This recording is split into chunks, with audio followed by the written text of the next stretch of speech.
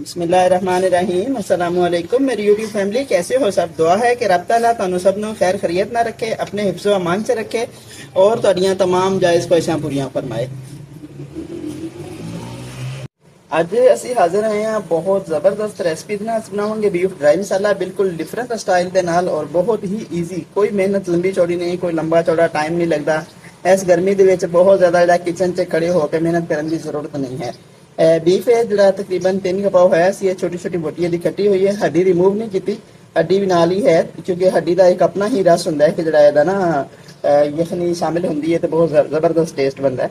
ਤੇ ਨਾਲ ਨਾਲ ਰਹਿਣਾ ਬਹੁਤ ਹੀ ਜ਼ਬਰਦਸਤ ਚੀਜ਼ ਬਣੇਗੀ। लंबे अरसे तो बाद जरा शुरू कर रहे हैं और इंशाल्लाह तुहानू देख के बहुत अच्छा लगेगा।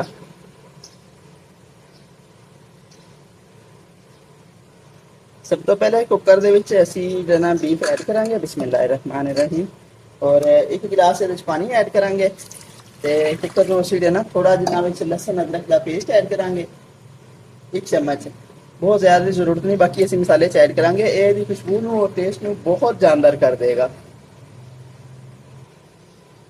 ਹੁਣ ਅਸੀਂ ਇਹਨੂੰ ਕੁੱਕਰ ਨੂੰ ਢੱਕ ਕੇ ਅੱਛੇ ਤਰੀਕੇ ਨਾਲ ਇਹਨੂੰ ਤਕਰੀਬਨ 20 ਮਿੰਟ ਵਾਸਤੇ ਨਾ ਅਸੀਂ ਬੰਦ ਕਰਕੇ ਰੱਖਾਂਗੇ। ਹੁਣ ਅਸੀਂ ਆਪਣੇ ਕੁੱਕਰ ਨੂੰ ਦੂਸਰੇ ਚੁੱਲ੍ਹੇ ਉੱਤੇ ਸ਼ਿਫਟ ਕਰਾਂਗੇ ਔਰ ਇਹਦੇ ਉੱਪਰ ਅਸੀਂ ਨਾਲੇ ਦਾ ਮਸਾਲਾ ਤਿਆਰ ਕਰਾਂਗੇ ਤਾਂ ਕਿ ਟਾਈਮ ਦੀ ਬਿਲਕੁਲ ਬਚਤ ਹੋ ਸਕੇ, ਜ਼ਿਆਦਾ ਟਾਈਮ ਨਾ ਲੱਗੇ। ਬਿਸਮਿल्लाहिर्रहमानिर्रहीम। ਕੜਾਈ ਦੇ ਵਿੱਚ ਤਕਰੀਬਨ 1 ਚਮਚਾ ਅਸੀਂ ਕੁਕਿੰਗ ਆਇਲ ਐਡ ਕਰਾਂਗੇ। ਬੇਸ਼ੱਕ ਤੁਸੀਂ ਘੀ 'ਚ ਪਕਾਉਣਾ ਚਾਹੋ ਉਹਦੇ 'ਚ ਵੀ ਪਕਾ ਸਕਦੇ ਹੋ, ਲੇਕਿਨ ਆਇਲ ਜਿਹੜਾ ਥੋੜਾ ਸਿਹਤ ਦੇ ਲਿਹਾਜ਼ ਨਾਲ ਅੱਜ ਕੱਲ੍ਹ ਜੋ ਇਸ਼ੂ ਬਣੇ ਹੋਏ ਨੇ ਲੋਕਾਂ ਨੂੰ ਉਹਦੇ ਵਾਸਤੇ ਬਿਹਤਰ ਸਾਬਤ ਹੁੰਦਾ ਹੈ। हल्का जहा आयल गर्म हो गया। हम असीं इहदे च प्याज ऐड करांगे।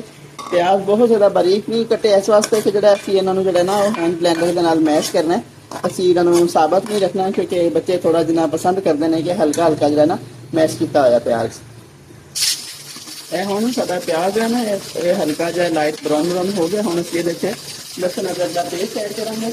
तकरीबन 3 मिनट हो गए इन्हें भुनया है और हम लसन अदरक का पेस्ट इन्हें असी 3 मिनट 2.5 ਤੋਂ 3 मिनट भुनांगे ताकि ये बुनाई अच्छे तरीके हो जाए तो खुशबू और टेस्ट दोनों चीज़ों से ही बन पानी है। हल्की जी मिस्टेक जी है ना वो हांडी की शक्ल बिगाड़ के रख देंगी है।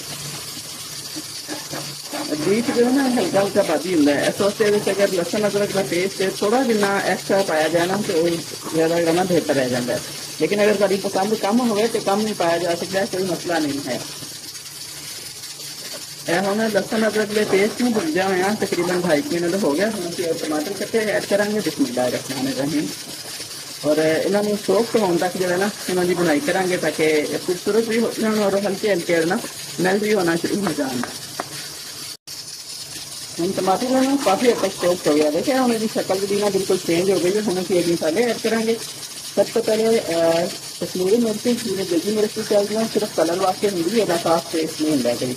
तो 1 चम्मच जैसे सिर्फ मिर्च जाएगी जी नैचुरल यूज होती है और थोड़ी जी चिटकी सारी चिट्टी मिर्च जाएगी। यदा एक अपना ही टेस्ट है और अपना ही यदा कलर है। और आधी चम्मच हल्दी जाएगी। हल्दी सेहत वास्ते भी बहुत फ़ायदेमंद है, इसलिए दर्दा वगैरह में फ़ायदा देती है और आलू की शक्ल भी अच्छी बना देती है। और 1 चम्मच जैसे नमक जाएगा।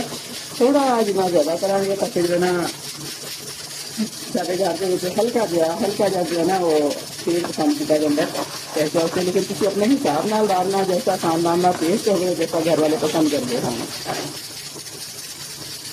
1 चिटकी जो किसी ने काली मिर्च ऐड कराएंगे। काली मिर्च ज़्यादा नहीं ऐड कर रहे क्योंकि असं होममेड गर्म मसाला यूज़ करते हैं तो और हांडी रेडी होने के कोल आ जाएगी ना उस टाइम ऐड कराएंगे। तो वो काली मिर्चा भी ना ऑलरेडी मिक्स की हुई हैं। हम तकरीबन 5 ਤੋਂ 6 सेकंड हो गए मिर्चा ऐड किया हैं। हाले कि 10-15 सेकंड होर बनाएंगे ताकि जो है ना इन्हों की कड़वाहट जी खत्म हो जाए।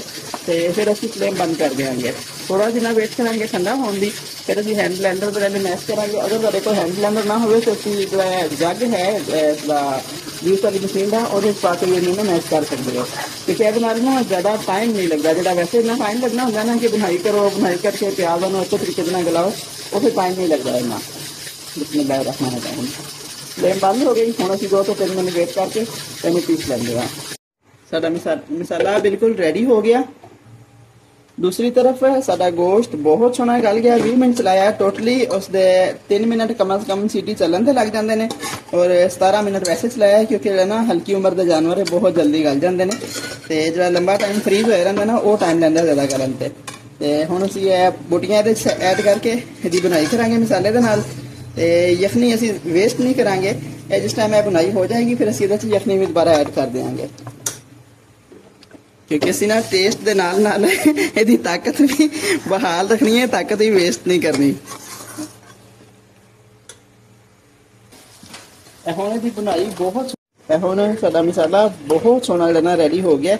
ਯਖਨੀ ऐड करना नहीं दिखा सके शायद, क्योंकि ना दरम्यान चो थोड़ा जिहा ਜਿਹੜਾ ਨਾ ਉਹ प्रॉब्लम आ गई सी लाइट ਦੀ, ਤੇ ਇਸ ਵਾਸਤੇ ਤੇ ਯਖਨੀ ਵੀ ਐਡ ਕਰਤੀ। ਹੁਣ ਯਖਨੀ ਐਡ ਕਰਨ ਤੋਂ ਬਾਅਦ ਇਹਦੀ ਮਜ਼ੀਦ 2 ਤੋਂ 3 ਮਿੰਟ ਬਣਾਈ ਕਰਾਂਗੇ ਤਾਂ ਕਿ ਯਖਨੀ ਆਲਰੇਡੀ ਪੱਕੀ ਹੋਈ ਹੈ।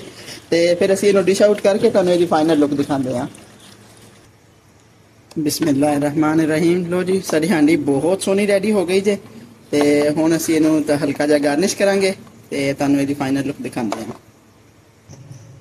लो जी ए सारे खाने की फाइनल लुक है। अगर मेरी आसान जी खूबसूरत जी रेसिपी तुहानू अच्छी लगे तो कमेंट और शेयर लाजमी करना। बाकी तुहाडे सब वास्ते दुआवां।